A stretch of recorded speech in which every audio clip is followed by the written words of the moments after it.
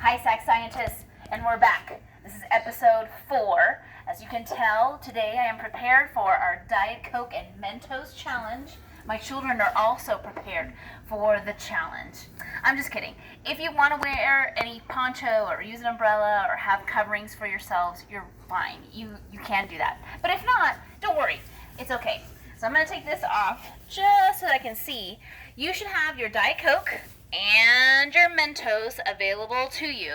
Now, I have this Steve Spangler little contraption, which is kind of cool. It's his geyser tube. So what I've done in here is I filled it in with 10 Mentos, and it has a little stopper on there just so that I can put it in the cap and then pull the pin, and all the Mentos will drop at once. Last time when we talked about nucleation points, this was the dancing popcorn. You're going to see the nucleation points happen right here when the Mentos drop into the Diet Coke. Now, the reason why I chose Diet Coke is just to make sure that things don't get sticky.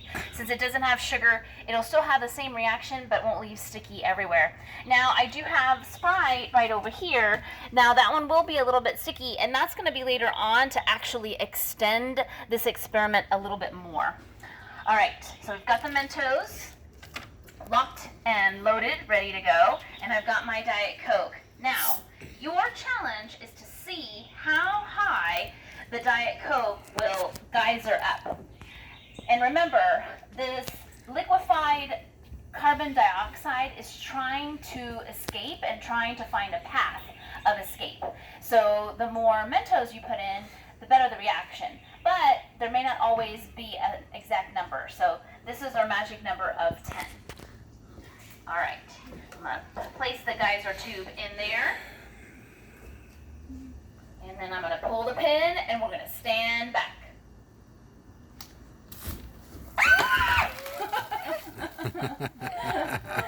So hopefully you're able to drop those in there and then stand back. As you see, the geyser tube even exploded out of there. Now, the Mentos still are down here, and you'll see a bunch of carbonation that's trying to escape.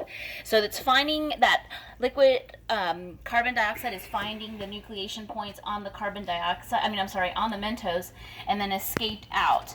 But if we pour the Diet Coke out, as you can see, the Mento is still in there.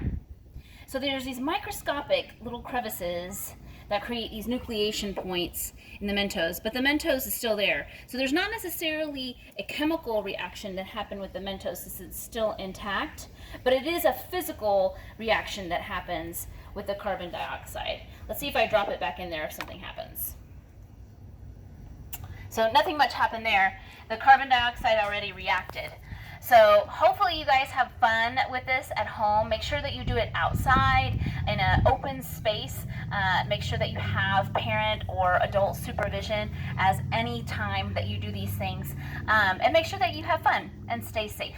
So I will have another episode coming as I try to experiment with some of these other supplies that I mentioned at home and see if the carbon dioxide and nucleation points happen at that time. So wait for episode 5, and I'll see you soon.